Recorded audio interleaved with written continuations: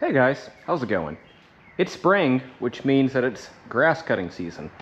And I figured I would do a quick video, nothing too fancy, about the things I like to do to my mower right before the summer really gets here and it's officially grass cutting season.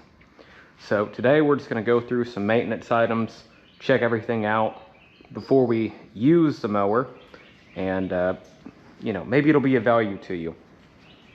I'm gonna treat this like maybe you're new to cutting grass, maybe you rented a house or something and it's in your lease that you need to maintain the yard, or you just bought a new mower and you've never had one, or maybe no one ever taught you this stuff.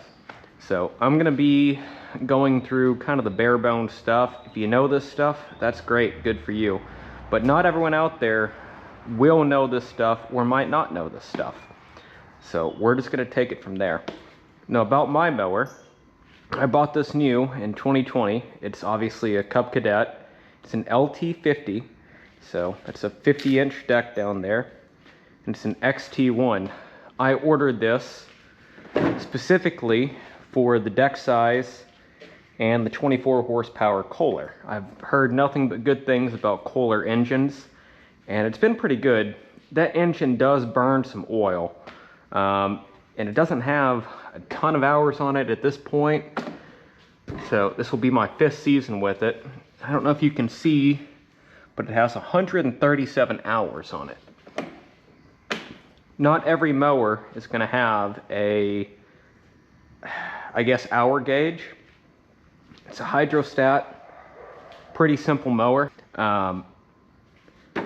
but getting back on track, there's a lot of things I like to do whenever spring rolls around and it's time to start using this thing, just to make sure it's up to snuff from square one.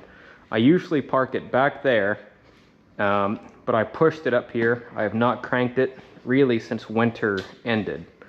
So this will be a fun one. So I'm going to start by getting the hood off of here. Every mower is different. If you have a Cub, of course you can follow along, but if you have, a Murray or just another MTD makes a Cub, but MTD makes a lot, I mean a lot of mowers, but you can kind of follow along here. So these hinges right here, I don't know if you can see, but they don't have a physical retainer. It just kind of pulls out. The only thing keeping this hood from just pulling right off would be this wiring harness. In this case, it has a little tab. I'm just going to pull and release that, and then we can get the hood off of here, just like so. Now we have a lot more room to work with. So I'm going to grab some things here and we're going to get started. So what we're going to do is start with the engine side of business and then work our way down to the deck and then work our way out from the deck. So we're going to do engine, mower deck, top and bottom, and then there's grease points all along the frame here, and I'll bring you guys in here and we can go over what to grease and when to grease it. And we'll get more into that. But I like to work from the top down. The easiest thing to check is going to be your oil. So my mower, like I said, has 137 hours. So it has an hour gauge. I know that. I know the history of this mower. I changed oil at 50 hours the first time, and at 50 hours after that. So at 100 hours, I did 2 oil changes. After that, I'm waiting until I get to 200 hours before I change this oil. You should use the manufacturer recommended oil. However, I buy that bucket over there, Rotella T4 15W40 diesel oil bulk, because my F100 takes it, my tractor, my Yanmar tractor behind that takes it, and it just makes more sense to run everything on that. I don't see that big of a difference in, you know, using what the manufacturer would supply versus that oil. They're not all that dissimilar, and I've been happy with it for the last, you know, let's see, that'd be 87 hours. So let's see here. You want to check this cold. Whenever you crank this, it makes the level shoot up, but right here, if you can see, we are right between the full and low level, which is great. And that's still really clean oil. So I'm not going to worry about the oil today. In another video, we might go through and replace that. Show you how to do it if you want. This right here is your fuel filter. This is the one that's been on here since factory. I just do a visual inspection of these. It looks fine. I strain my gas before I put it in here, so there's really no reason for me to change this. But if you're having hard start issues or it's cutting out, say mid-cut, you might want to check right there. So I'm happy with the fuel situation and the oil situation, so we're going to come over here now to the air filter. Actually, almost caught myself there. If you have an air gun or some compressed air or something, I highly recommend just blowing off the cover right here before you open this up. You don't want to get any contaminants in that cover.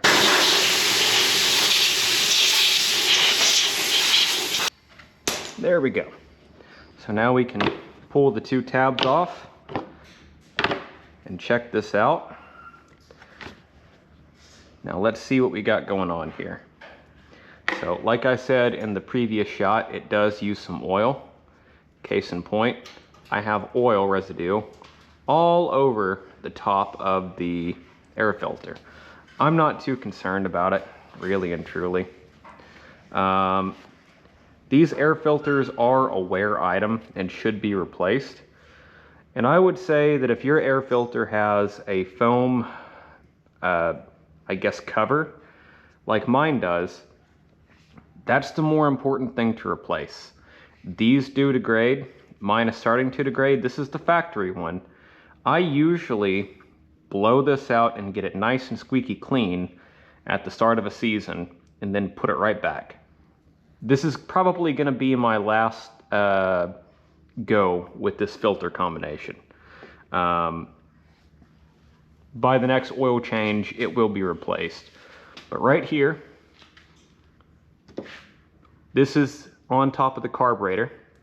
So air is coming in and going into the carb. The carb is directly underneath the air filter housing, which you can see here, and all the throttle mechanism and all that good stuff. I've got some, you know, crusty goodness right here. So I'm not going to blow this out because I really don't want to get stuff inside of the carb. We're going to vacuum it.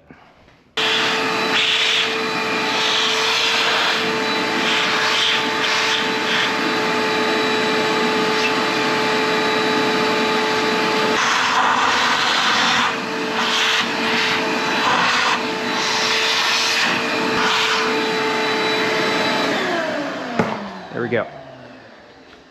Now while I'm here, I'm going to take a paper towel and we're going to put it right down that hole. And I'm going to grab just some sort of lubricant, really. WD-40 is a fantastic cleaning agent. So with that in there, I'm just going to take that. And oil, like if you were to use straight oil, that will degrade plastic. I'm not that worried about WD-40. It'll wash away as soon as everything gets wet. But I'm just going to clean up in here real good and make sure I don't get any contaminants inside of that chamber. Just get everything nice and clean. dust free. There we go. Let that hang out. Now, we'll move on to our air filter here. I blow these out.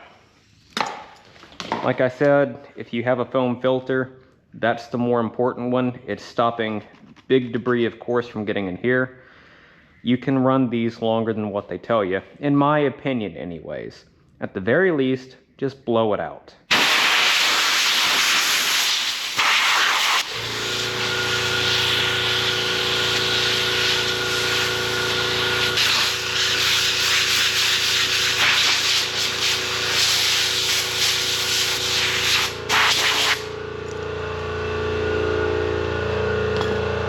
Alright, that's pretty clean. So I'm going to pop this guy out, inspect this, make sure nothing weird is happening. I'm going to go on and put this back on. I'm going to do the same thing with the foam filter.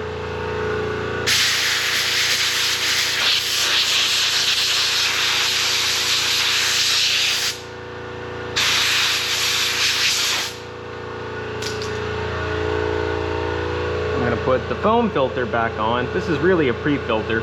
And notice I did flip it inside out.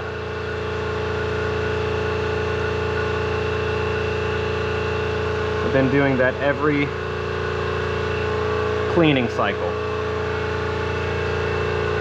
There we go. And now our cover. I want to blow the bottom side of this out too.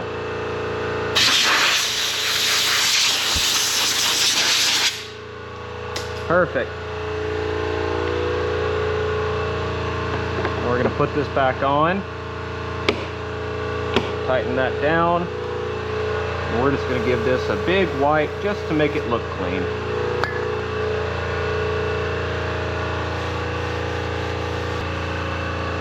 Now in our fan right here, I see a little bit of junk. I'm going to try and vacuum that out. I'm not too worried about it though. Eventually it will work itself out.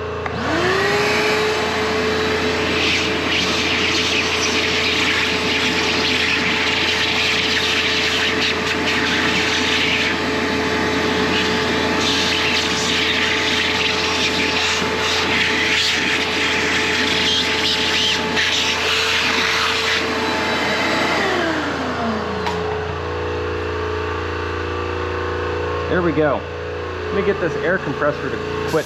Oh, there it goes. All right, now this is a V-twin engine. So now that we're done with that, and I will note, if you're paranoid about reusing an air filter, that's okay. Buy a new one. Personally, I would rather use the one that came from the factory than you know, something you buy on Amazon. And stuff for this thing isn't exactly cheap if you buy it from the OE source.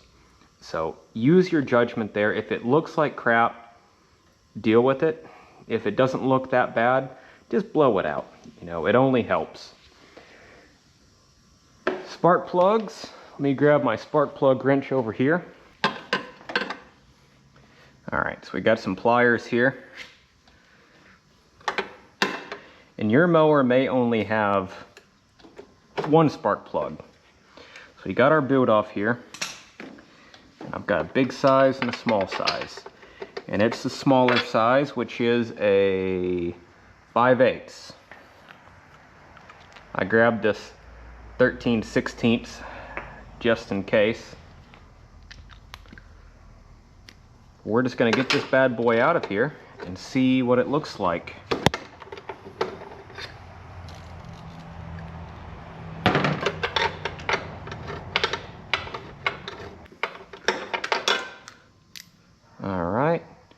You can see definitely burning a little bit of oil.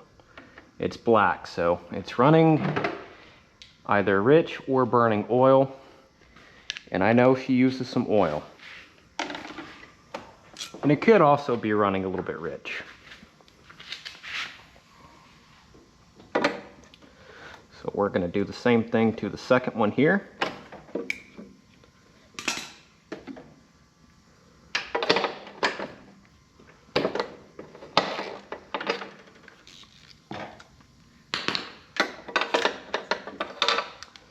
All right, and we're going to compare the two. This one here, I don't know how well it shows up, but on the tip, it's a little bit brighter. So this cylinder right here is not running A, quite as rich, and B, not using quite as much oil in comparison to the other one. You can see a clear difference right there. Again, I'm not that worried about this. These are factory spark plugs. I'm not that worried about them. So what we're gonna do here is grab a feeler gauge. Well, it's really a spark plug gap tool. So I found my feeler gauge or spark plug gap tool. And what I want to do here, there's a short side and a thick side. So on this thinner short side, we're going to run this down until it gets kind of tight and look at the gap. So right there, we are at about 25 thousandths of an inch. We're going to compare both of these right here and just make sure they're similar. They're very close. The side that was burning oil is more like 27 thousandths of an inch. Pretty close. But now what I'm going to do here, now that I have that number, is come over here to my awful storage area, and I'm going to bench grind these and clean them up a little bit.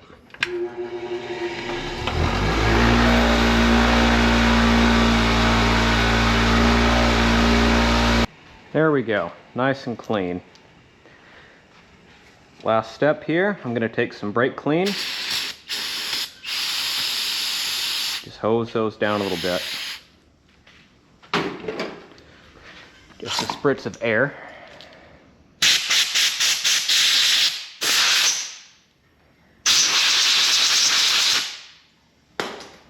All right, so now that they're clean, let me explain some of what we just did. So what we're really looking for in a spark plug life here is the electrode gap right there. This electrode looks like it's in fantastic shape. It still has a lot of life left in it. So I'm not worried about replacing these. I don't see any cracks right there. That looks great. Same story on this one. We cleaned them up mainly so we can get a real good inspection on these. And we gapped these, or checked the gap rather, so if during the wire wheel process we can revert back to what they were. You can do this with the wire brush and some gasoline or brake cleaner as well. But now we're going to run these back through and compare. So 27 thousandths of an inch.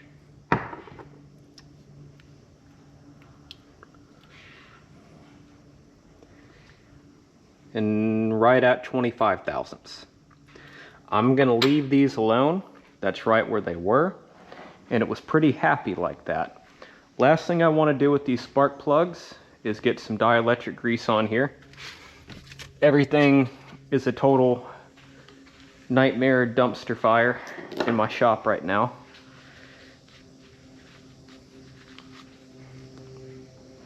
This is not a requirement. This is overkill. That's too much. But what this does is it creates just a little lubricant on the boot itself. And also, if condensation or water gets in here, it's not going to rust up the endpoint. So that's pretty good. So I'm going to plop these back in here. If I really wanted to figure out my oil burning situation, I would take a borescope in here and do a bunch of tests, but I'm just not that worried about it. I've got greasy fingers, so I'm just going to loosely put that one there.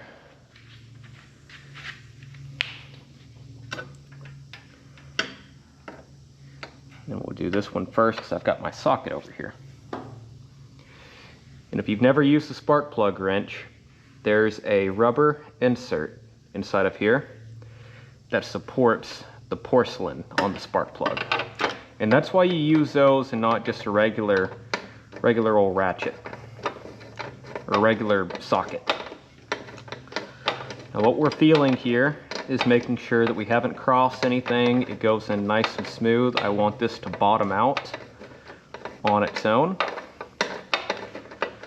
with little effort. So there we go.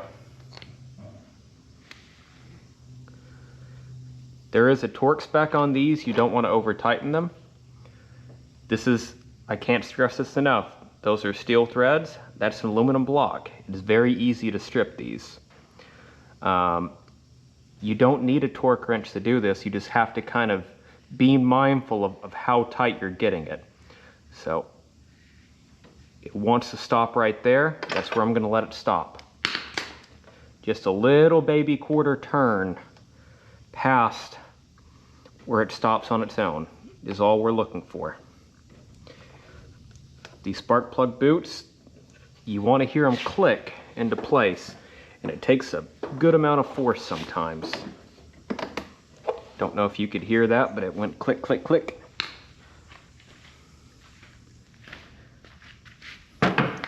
We're going to do the same thing over here.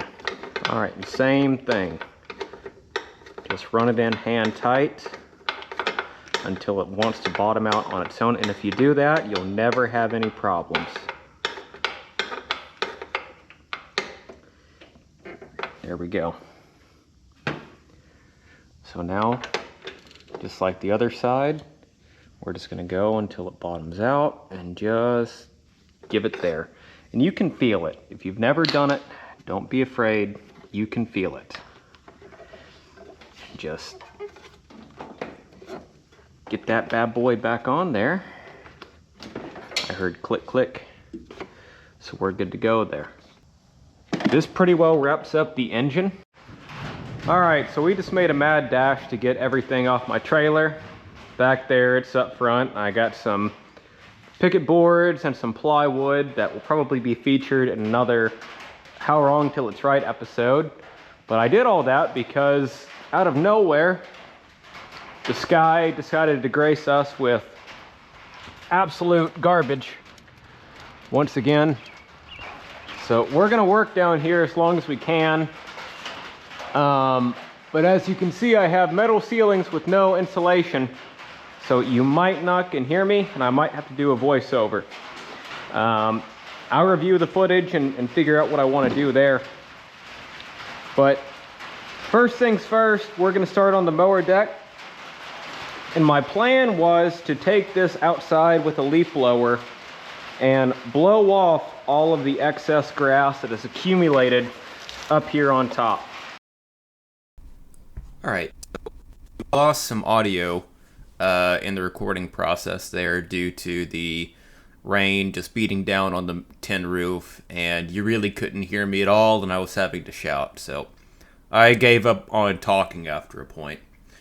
But right here, I am removing the plastic cover that goes over top the spindles. And the reason I'm doing that is so I can get a real good look underneath those covers to make sure there's no stuck grass hanging out over top the spindles. I want to get all of that as clean as I can. And I was telling a story in here and it got cut off, but I think what I'm doing right here, cleaning the top of the mower deck, is one of the more important things you can do at the start of a season, if not just as a general maintenance item that you do every so often. I have an uncle who is overweight and has poor mobility, and he was doing a favor for a neighbor last year, and he was cutting up their leaves. And him being overweight, you know, he uses a mobility scooter. He can go from, his house on a scooter to his mower, but he can't exactly get under there and do maintenance on his mower like I'm doing. He was chopping up those leaves and wasn't paying attention, and it started a fire. He might have had a pulley or a spindle, start going out, and they generate a lot of heat as it is, but if they start going out, they generate, more heat. So I think his spindle got hot, and he had a bunch of stuff caked up on his deck, and it started a fire. And he's lucky to still be alive. It happened right under the gas tank. The fire department had to come and basically shove him off the motor, and it burned down. He ain't got a mower anymore.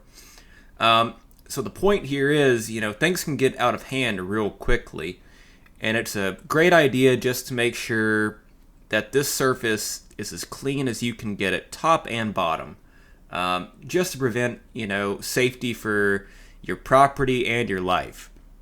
You don't want to lose all this stuff just because you were too proud to get under there and clean some leaves or some grass off the top of the deck, especially after it got dry from sitting all winter. Alright, so here you can see that I'm employing the vacuum again to clean on top of the deck and get in between the spindles. Now, I said this earlier in the video, but my favorite way to clean the top of the deck is really to pull the covers off and use a leaf blower and just use some high pressure air to get in there and blow it all out outside. But due to the rain, obviously that wasn't a great idea, and I just kind of needed to get this thing done. Alright, so the last thing we're doing in this shot is jacking up the tractor so we can get adequate room underneath it so we can scrape the deck. Notice I just raised the deck all the way up. That'll give us just a little bit more clearance underneath it.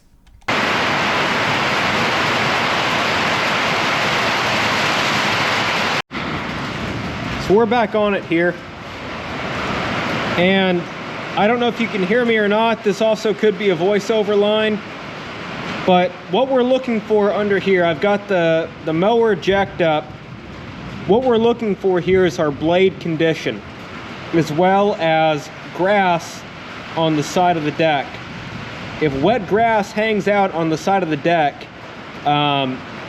it will create rust and give you issues later down the line. So if it's been in storage basically all winter, all this should be dry right now. So I've got a cold chisel with the flat edge. I'm just gonna go through and scrape what I've got. I replaced these blades right before the season ended. But you want to get all this off while you can. And really, depending on what you're cutting and how frequently you're cutting, this needs to be a regular maintenance item, just like checking your oil. But you can see right up here, I've got grass literally caked on to the bottom side of the deck where the spindle is. I can break most of it off by hand, but if you let this sit, it'll create spots where rust can form and even mold. And I don't know if this is true, but I believe that you can transfer mold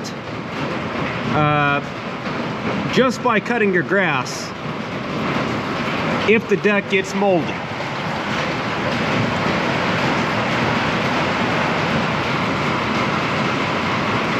So we just want to get all this off right here. Right before you start using it again, it's the best time to do it. I'm going to go through and do this off camera. All right, so the storm has plateaued, if not subsided. I had to go in the house for a little while, but I'm going to keep on rocking and rolling with this project. I do need this mower this weekend. The grass is getting pretty tall, and we've got more rain and storms rolling in my area here soon. So let's recap on what's been done. I'm not sure what footage may not be visible or audible at this point due to the rain beating down on the metal roof. So let's just recap quickly here. So we have either serviced, replaced, changed, or inspected the following. At this point, so we have oil, we've inspected that. We have the air filter, we've inspected and cleaned that. We have the spark plugs, both of them. We have inspected those and serviced those. And again, depending on what your mower looks like, you could need to change all of the following or just service them. Here comes that rain again. We've looked at the fuel filter, inspected that. We've taken the hood off and put it back on. We have serviced the top of the deck as well as the bottom of the deck. Now off camera, I'm pretty sure that I lost that footage. I actually did take a spindle loose and remove the belt. And I spun by hand all pulleys to listen for noises, issues, things like that. What we're gonna do now is go through and locate all of our grease zerks. So if I turn the wheel here, you can see a little bit easier where my finger is. You can see a grease fitting. We're going to grease that. There's one on the adjacent side, and we're going to locate all of those fittings and get some fresh grease in there. I'm gonna do just this one with you so I can keep moving, but the process is fairly similar. So I believe that I have some black moly-based grease in here. I'm sure that grease, type does matter, but in my opinion, as long as you have fresh, clean grease going in, that's better than what it was.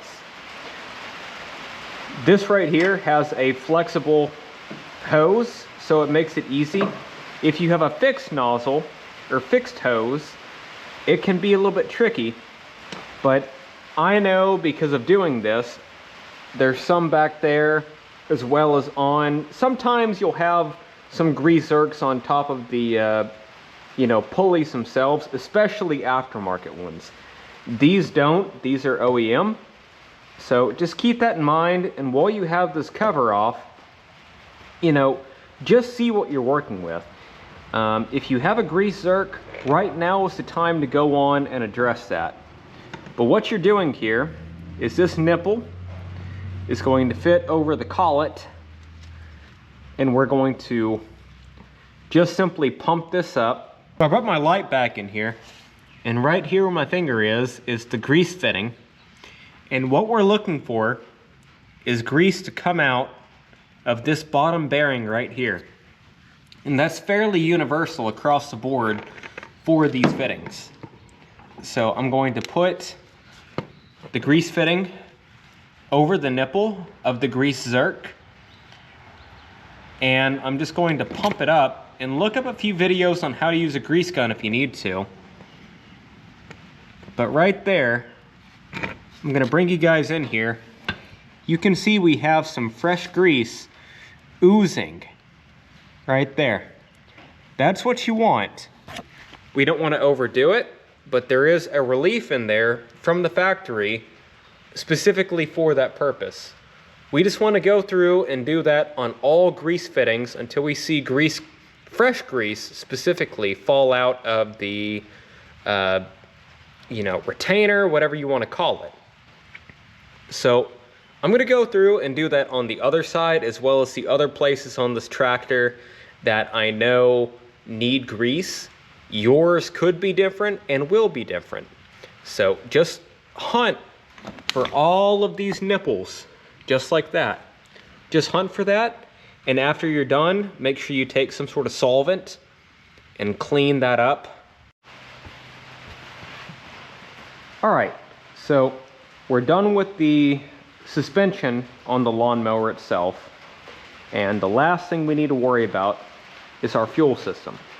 So I'm gonna pop the cap here, and if you can see it or not, I don't know. Right where my middle finger is the fuel level. So we have about a quarter tank left over from last year. Now, if you're my age or younger, My age being, you know, mid-20s, we'll say. If you're older, of course you know about ethanol.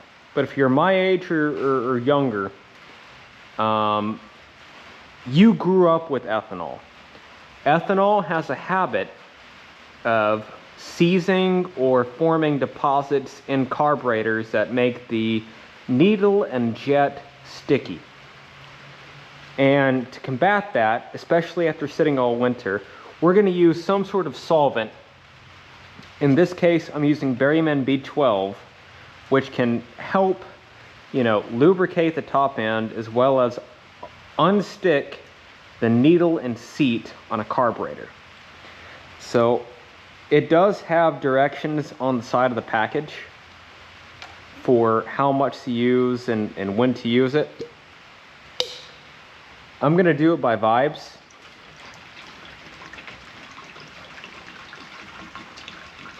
That feels about right. That was about half a can, which might be way too much. And matter of fact, you know, it's not gonna hurt much. I'm gonna go on and do the whole can. Especially coming right into the season. I run this thing hard. So we've got that done. And then I want to top this off with fresh fuel. And this is nothing fancy. This is, you know, 87 octane, you know, gas that you would buy for your, you know, Toyota Camry. And we're just going to get this in here. We're just going to crank this thing up here. Make sure our choke is on. And give it a second. Choke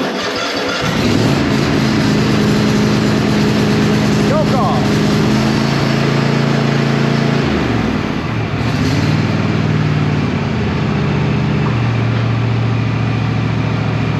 There we go.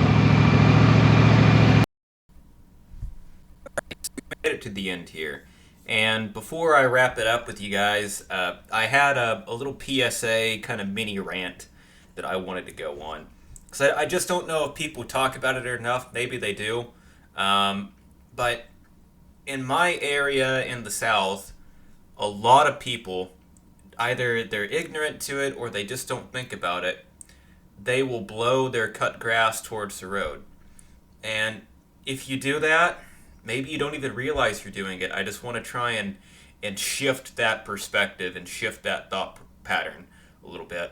And here's why, you know, blowing cut grass in the road as opposed to back in your yard can really create a safety hazard for a host of people, be it motorcycle, you know, riders, bicycle riders, joggers, runners, even your postman.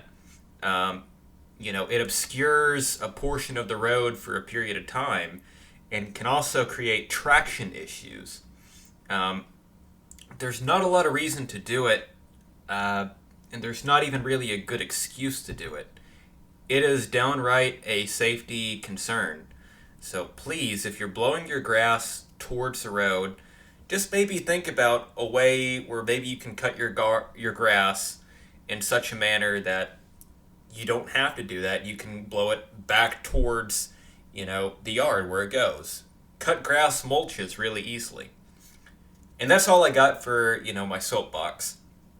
But I want to say thank you guys for watching. Filming this one was pretty rough because I was up and down, in and out, all around during recording due to the weather.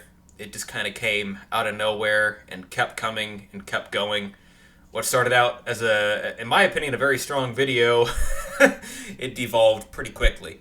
But thanks. I hope you guys got something out of this. And in the future, whenever my mower gets to like 400 hours or whatever, where the blades need sharpened, we'll go in and do all that over again. If people in the comments, you know, don't know how to sharpen blades or want me to do a follow-up on that, just let me know. But have a good one. Thanks, guys.